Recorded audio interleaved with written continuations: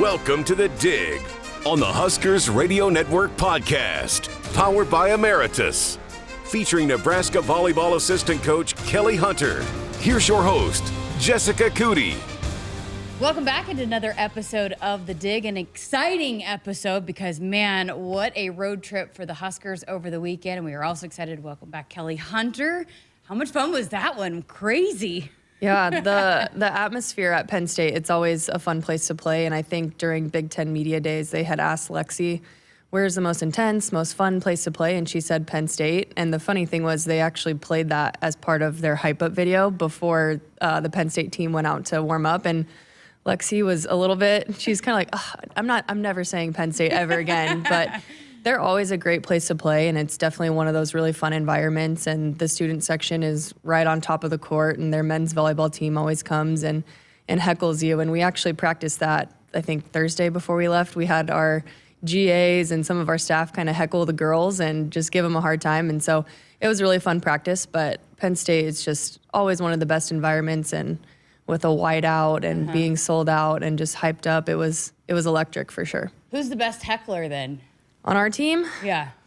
B-Mag was really good, our data video guy. He was creative, a little bit mean, because that's what we were expecting, but we always say, like, you can be mean if you're funny. And so the girls were laughing. They had such a good time, and all the boys kind of got in on the action, but B-Mag was really, really good. So you had to coach them up on how to heckle then? Yeah, and just the sensory overload of it being loud in there and that type of thing, but yeah, some of our boys needed a little bit of work on their heckling. You know, we very rarely talk about that, but before we get into the match, but how pivotal, how monumental is that staff? You see them kind of standing behind over there with the team throughout matches, but how big are they for what you guys do and prep throughout the entire week? Yeah, they're huge just for preparing our girls and giving them kind of the looks that we're going to see when we're going against a different team and just kind of scouting and that type of thing. But they're really involved. They're not just arms in the gym. They're good friends with the girls, and they have good relationships with them, and they help out here and there wherever they can. Their main role is to facilitate and help with drills, but just going against a big team and every day in practice, like we have ourselves who we play against, and then just having those boys simulate some big physical people on the other side, we like to make it harder in practice than it will be in a game, and those guys definitely help out with that. Do y'all have tryouts for that? Did they all play volleyball? Yeah, most of them played. Yeah. So Brennan played at a small school in Kansas City. Jared played for Mount Olive. So typically it's men's volleyball players who have played before or who have helped out with club and coaching and that type of thing. But they're all former players. Okay, that makes sense. All right, well, let's talk about Penn State. First of all, what allowed Penn State to go up 2-0 at the start there? Yeah, the atmosphere first and foremost was amazing. They did a really good job packing that facility, amping it up, getting the whiteout going, and just having everyone on the same page. And it was the loudest I've ever heard, I think, any volleyball match, to be honest. The very first point when Penn State won, I was not ready for the volume, and I'm sure our girls weren't either. And they did a really good job, that Penn State team, of making adjustments from round one, and they passed really good, a lot better than they did round one, and they got their middle attack involved. And so when you have three options coming at you every single time, it's obviously hard to defend. And they came out in that first set and hit almost 600, which is unreal to hear about. And we were playing good as well. They were just playing phenomenal. And so just the atmosphere, the matchup, the hype around it, it's easy to play your best when you're at home and you have that on your side. And they definitely made some adjustments and played great. So then what allowed for you guys to settle in and start clawing back into it there in the third set? Yeah, we had front-loaded the atmosphere a ton, and just that Penn State was going to give us their best shot. And I think that's something that you can talk about, but you're not really ready for it until it happens. And so I think just the volume, the way Penn State was playing was a little bit, it pushed us back for sure. And then it took us a little bit to settle in. The first set obviously got away from us. The second set, we started to come back, and I think we had a good chance to win it too. Ended up down 0-2, and we go into the locker room, and our captain, Merritt Beeson, is giving kind of a stern talk for her. She's usually really sweet, smiley, just kind of steady, but it was a little bit more stern than she usually is, and I think that really kind of snapped everyone out of it and just got them focusing on the things that they needed to do to be better. And I think just as we settled in the beginning, every point felt like like we just lost a national championship or something like that. It was just so emotional and so loud. And so I think for them to just kind of accept the environment and accept, okay, here's where we're at, here's what we need to be better at. And we talked about some offensive, defensive stuff at the break. And I think the break was just a good chance for us to reset, calm down, be a little bit more quiet, and a little bit more just focused on what we had to do rather than the environment. You've talked a lot about how this team, it's 1 point at a time. They never feel like any opponent's lead is too big, unsurmountable. So, but what are the dynamics when it's Penn State there and you're down 0-2 in that one? I mean, how did you see them just continue to evolve throughout that entire match? Yeah, Merritt had a little interview after the game that we actually watched the next day, and she nailed it. We have a team that doesn't have on paper a ton of experience going through adversity, playing in matches like these. And yes, they have a lot of experience as volleyball players, but at this level, they don't have that same experience that other teams do. And Penn State having some fifth-year seniors who have been around the block, they know what they're doing. Merritt kind of said, we're learning as we go because we have to. And I think every time our team has been challenged or faced something new that they haven't seen yet, they've learned during and then made the adjustments. And that's a really difficult thing to do, especially when you're down so much or the environment is so intense. And so just to see them kind of talk amongst each other and make adjustments that the staff didn't even have to give them. And a lot of it's mentally and just how they're functioning as a unit out there. That's all on them. And they've done a really good job of just learning as they go. And luckily we've been able to learn those lessons quickly and not have to lose one to learn those lessons. I know you don't get too emotional, too high, too low, but what were you feeling? Were you thinking, oh man, this might be the one? Yeah, I was more nervous going into it. Like typically I don't get super nervous. I mean, every game I'm kind of like, ooh, a little bit, just the way it goes. But for that match, I just knew, like I've played in that environment and not a lot of them have. Only Lexi's class, Allie, Kennedy, Lindsay have played in that, and then Lindsay wasn't there. So it was just kind of two people who have been in that environment. And so I knew there was going to be a little bit of that, oh crap type moment, and they knew it too, and we had front loaded that. And so I was a little bit more nervous, but then as the match went on, there's never a doubt. And I always try and look at the positives and look at what we're doing well. And if we like kick a ball over and we win the point, I'm just as excited as if we have a great kill or something like that. So for me, it's just, especially in those matches, winning 1 point is huge. And so trying to stay focused on those. But I was definitely a little fired up towards the end and a little bit more out of my chair, I would say. How was the celebration in the locker room? What did we do?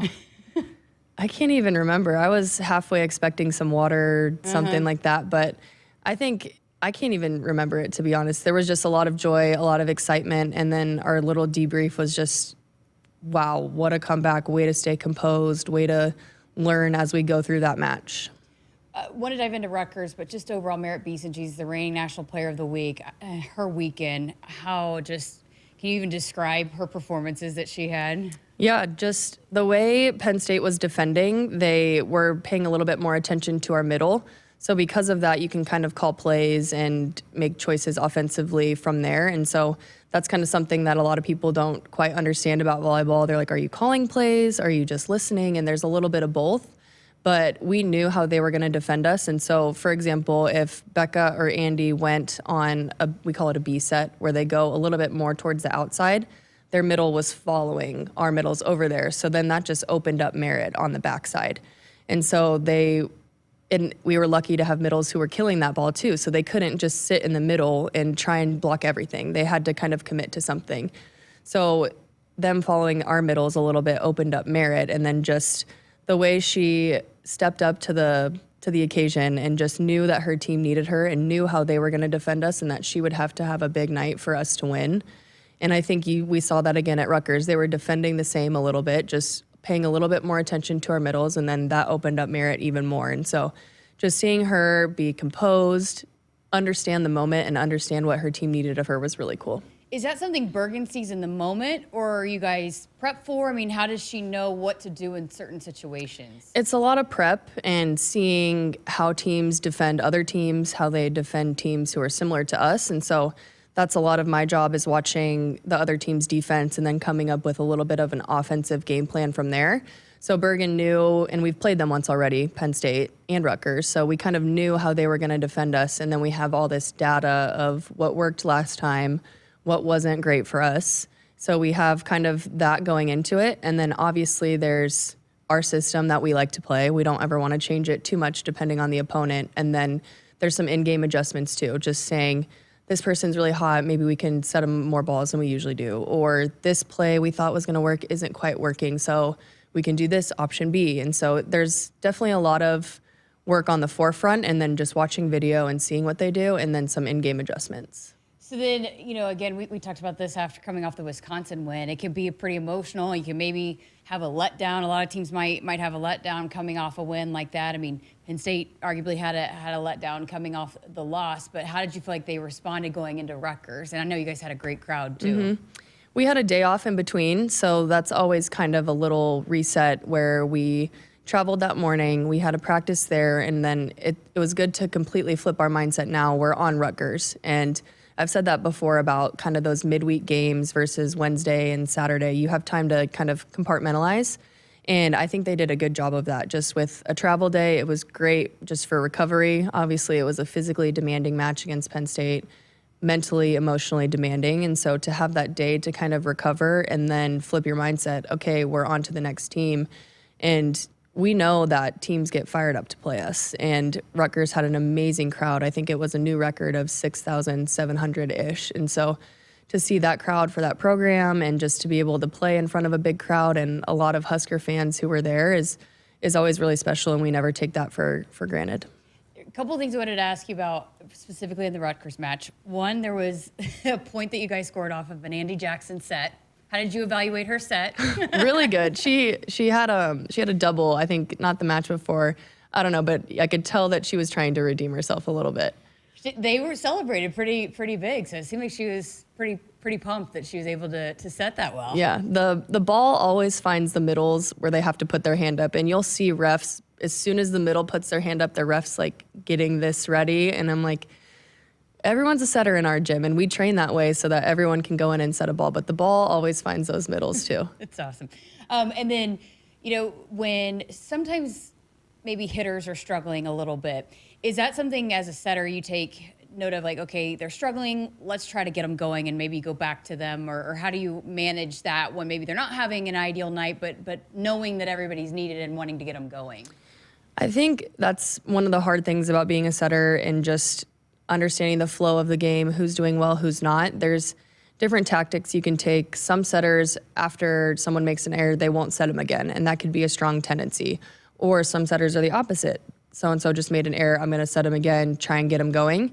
I think it kind of just depends on the hitter and what works for them, and that's why relationships between the setter and the hitter are so important. So, for example, maybe like if Merritt was struggling, she could tell Bergen, hey, like I need a couple plays off, come back to me, then I'll be ready. Or someone like Harper, right after she makes an error, she's turning to Bergen, like, set me this ball. So it kind of depends on the player and just what they need in that moment, and that's a lot of a setter's job is understanding what your hitters need. But there's a lot of different tactics, but like I said, we try to not really change our offense too much. We have kind of our big goals, and then if someone's kind of struggling, maybe we go away from them and come back a little bit. And then on the flip side of that, when someone's having a big night, can you have a tendency to maybe want to keep going back to them when you're feeling it in that moment? Oh yeah, we say feed the hot hitter, and I think that's what you saw this weekend with Merritt Beeson and with Bergen. Just she understood that Merritt was pretty much unstoppable for a better portion of the weekend, and so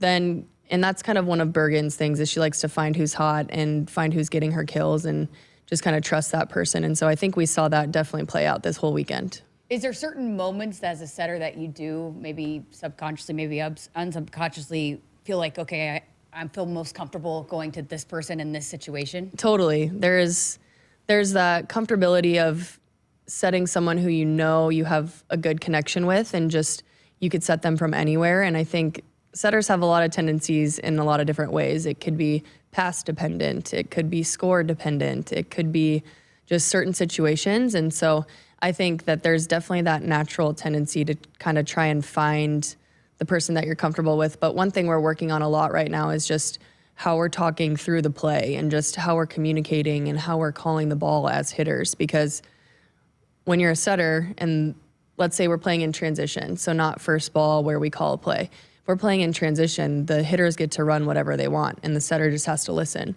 So if they're not calling it urgently, or if they're not calling it at all, it makes it a setter's job really hard. So that's something we're really focusing on right now too, is just how we're talking in transition throughout the play.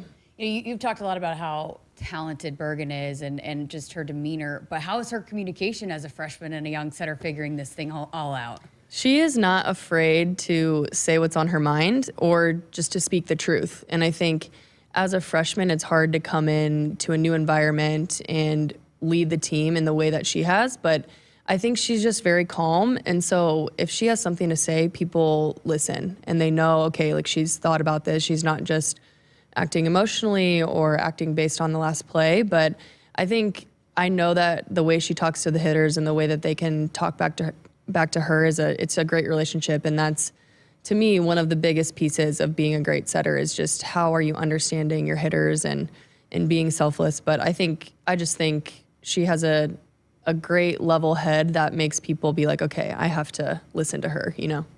One of the things Lauren talked about on the broadcast, I don't think it was this past weekend, but maybe the weekend before that I wanted to dive into with you, is her back setting.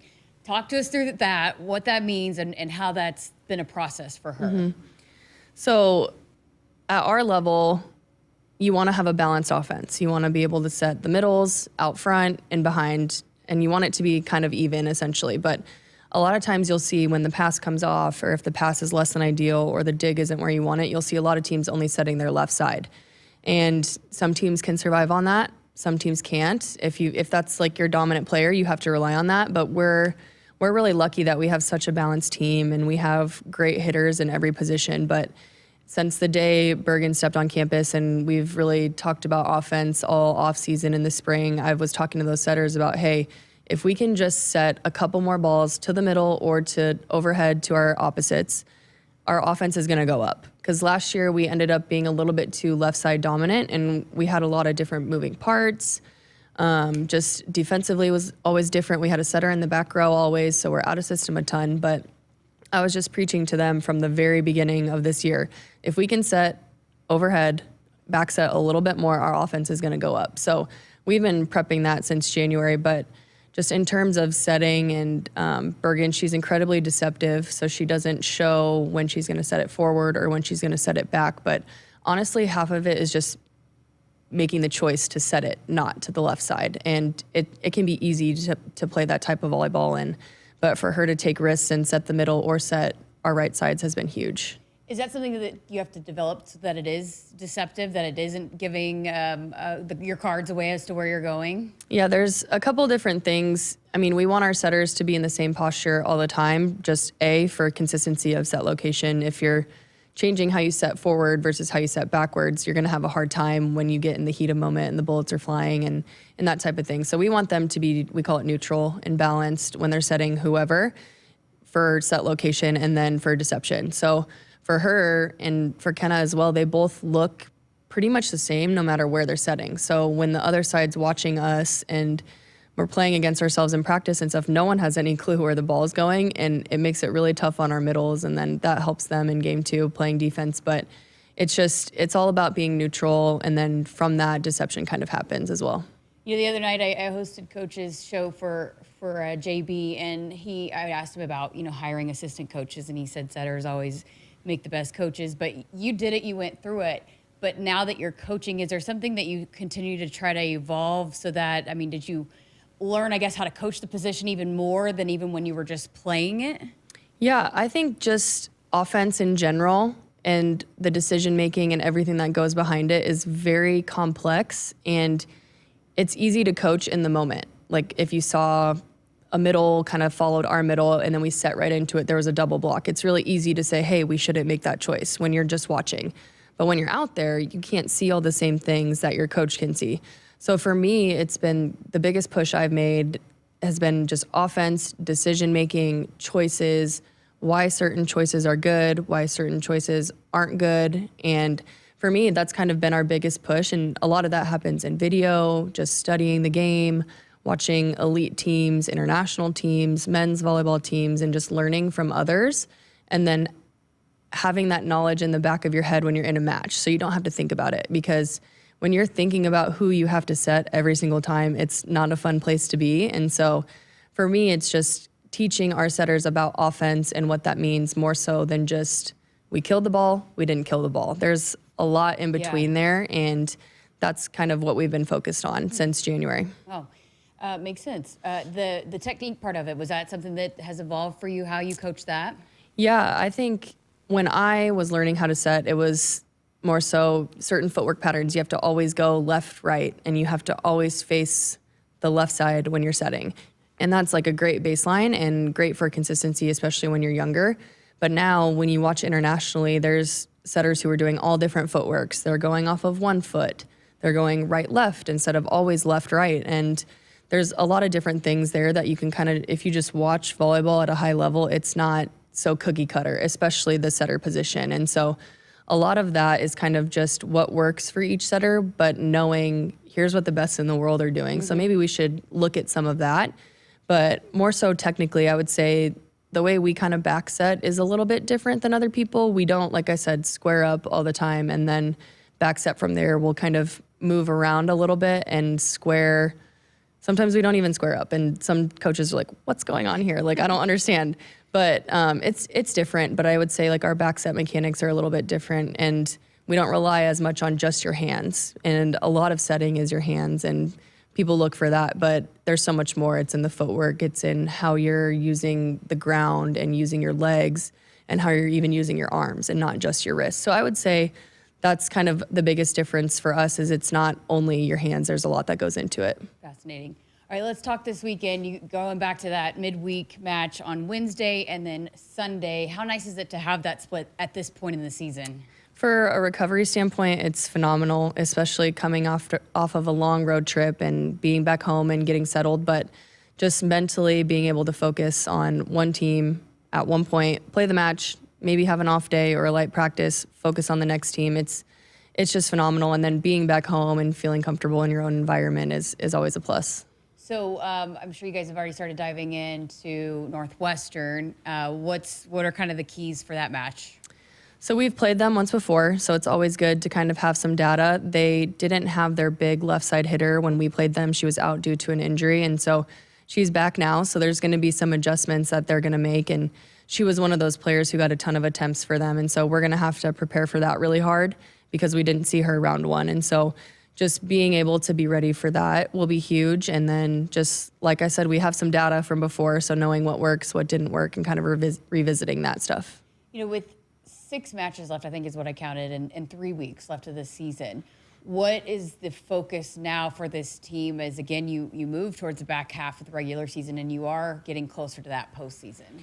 November is always a hard point in the season because this is when high school volleyball ends. So our freshmen, and we see it every year, they're not used to like, okay, we have 2 more months hopefully, and it's a long season and it's a grind. So right now it's kind of about the point where you kind of see the freshmen and just our team in general, things get a little bit stagnant, and that's natural and it happens. But for us, we're kind of trying to focus on each week. Like, what's a goal that we have for this week? And right now our theme is widen the gap. So we have this incredible season that we've played so far. We haven't lost yet, but there's still room for improvement. And so for us, it's about, okay, how can we widen the gap before we play Northwestern? Okay, great. What can we get better at from that match going on to our next match? And so I think it's the point of the year where you have to have little goals to kind of keep you going. And it's natural to kind of get excited for December and the tournament's coming up. But we're just trying to keep our focus on what's directly in front of us. And those midweek games really, really help us with that. But it's just, what's our goal for this week? Like, what am I going to get better at this week? What is our team going to get better at this week? And then checking off those little boxes will help us get through this kind of last push of our season. So what are the goals for this week then? We actually just met yesterday as a staff a little bit. Some of our out-of-system attacking isn't very good. We're phenomenal in-system. We pass pretty good most of the time, but we end up out-of-system a ton. I think Bergen is second on our team in digs, so that means she's not setting the ball right. So it's Lexi, it's our middle backs, it's our middles, like we talked about Andy. So playing from there is huge, and we have a saying where we want to play like we're in system when we're out of system. So that's a big push for us. Defensively, we feel like we could block more balls. So a couple of technique things there. That's a big one. And then obviously we talk about serving a ton. We're trying to continue to attack with our serve and just make that a weapon for us, not just we're putting the ball in play. So those would be a couple of the things here and there. Yeah, good to know. I should have asked you this earlier. Was it Rutgers or Penn State that Lexi made like a back set across the court? Do you remember that? Which you've talked about Lexi before, but yeah. I think it was Lauren that was really talking about it and JB, but like she was across and she back set like that, or like, I don't know how to do it, like, and then it was like on the money, I believe, to Harper. It was unbelievable. Yeah, I think it was Penn State. I feel like she was running back almost off the court, but that's something we train every day. Every day we do, it's called set or dig, where the setters dig the ball, someone else has to set it, I'll step in there and I'll shank one really, really bad, because that happens, and so I think that was kind of the situation that Lexi was in, but just her knowing that she's got that second ball no matter where it is, and we have the standard of, I don't care where the dig is, you got to put up a good ball for your hitters. And so with that, we've shown some big out-of-system sets and some big moments, and Merritt's had a couple too, and Laney's always flying around, but we definitely want to prioritize that and be really good when it'd be really easy to be really bad. Are you a good shanker? I'm a great shanker. I don't even have to try. I just dig it and it goes not where I want it to go. Oh, that's awesome. One of the things we found out last week, you're a big fan of the nerd clusters. Yeah. We talked about candy last week with Jalen. Oh, I did see that was the little clip. I like the gummy nerd clusters, specifically the blue bag. Yes. It's way better than, the pink one's really, really good too, but the blue bag is like the berry flavor, so that's the best one. He also said that if he wouldn't have heard what I asked him, you would have been able to come in here and say what his favorite candy is. Oh, yeah. He loves the purple Skittles. Yeah. Oh, fun stuff. Well, best luck this weekend and great stuff as always. Appreciate your time. Thank you. And that is Kelly Hunter for another episode of The Dig, powered by Emeritus. Thanks for listening. And as always, make sure you subscribe and like wherever you listen to never miss an episode.